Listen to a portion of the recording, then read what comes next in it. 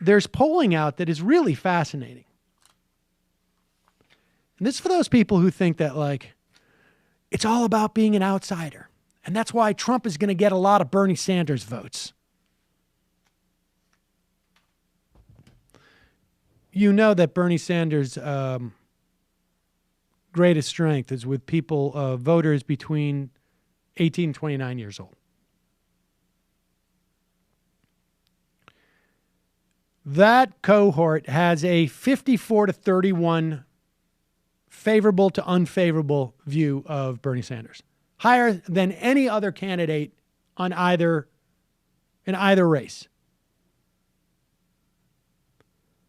Hillary Clinton is only 37% favorable with those groups.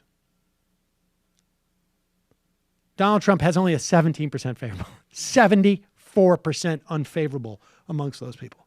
74%.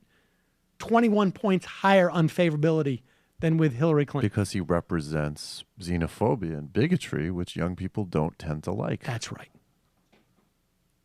However,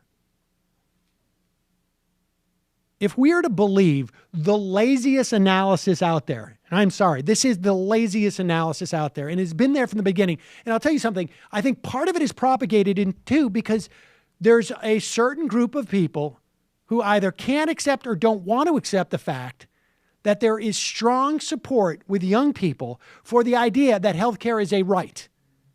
There is strong support with young people, the idea that things like Social Security should be expanded.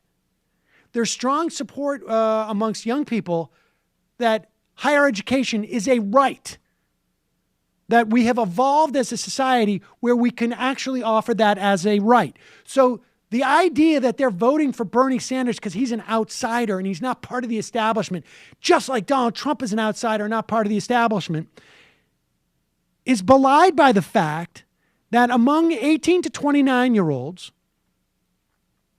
according to this poll from the Harvard Institute of Politics, which looked at something like, 6,000 people, Clinton beats Trump 61% to 25%.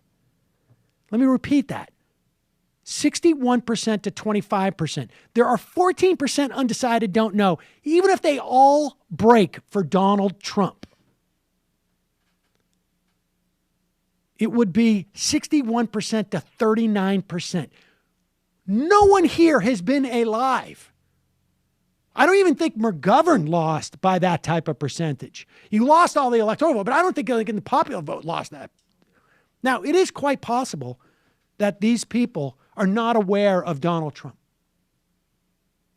Maybe they're not aware of Hillary Clinton and Donald Trump. And maybe also a lot of them have not seen the scene with Karen's mom in Goodfellas where they realized that she's like Hillary Clinton. That's right. They can never vote for her. That's the Dennis Miller thing. Just a like very an obscure reference to an obscure reference. Yeah, that's how it works. But just keep this in mind, folks, all right? This is not about outsiderdom. It is simply Hillary Clinton is, for the most part, closer on the issues to Bernie Sanders than Donald Trump is. On some of them, it's a huge gulf. Now, I know Donald Trump, he's an everyman. You know, when all the stuff comes out, and maybe we should get Wayne Barrett. Is it Wayne Barrett? I think the guy who made the documentary you're talking about. He used to write for the Village Voice, and he did it in a bio on Donald Trump. He made a good point. I can't remember where I read this, but you know the $1 million, I got a $1 million loan from my father. Mm-hmm. And as ridiculous as that is, the real truth is that there's not a single deal that Donald Trump made in the first 10 or 15 years of his career that wasn't having to be guaranteed by his dad. Now, look, I got no problem with that. A lot of people, when they get their first apartment, for instance, their parents have to guarantee it because the kids don't have a loan. A credit. But the idea that Donald Trump was a self-made man, that he had to face the same sort of obstacle. No. His dad might as well have bought everything that he did because it was his credit. Every deal that was made, Donald Trump's signature irrelevant on the document. It was just Donald Trump Sr. that the people cared about because that's the backing. All of this stuff.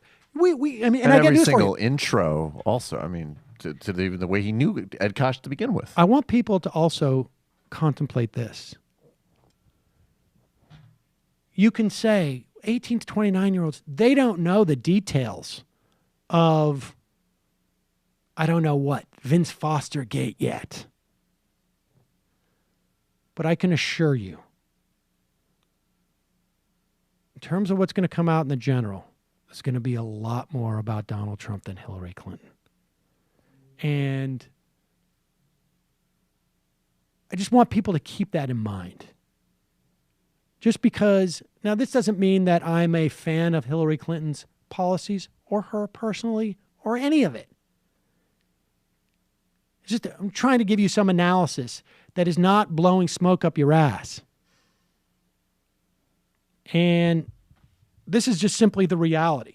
You know, the other irony of it is that the other people who've deployed this argument quite explicitly that they're just sort of two sides of an outsider coin is Hillary people as a way to actually diminish and demean what Bernie is doing and has done. When you buy into that, you're actually feeding and reifying one of the most disingenuous arguments that's been deployed against him by Clinton. The reason why you hear this, and I don't know that everybody who promotes this is doing it for that reason.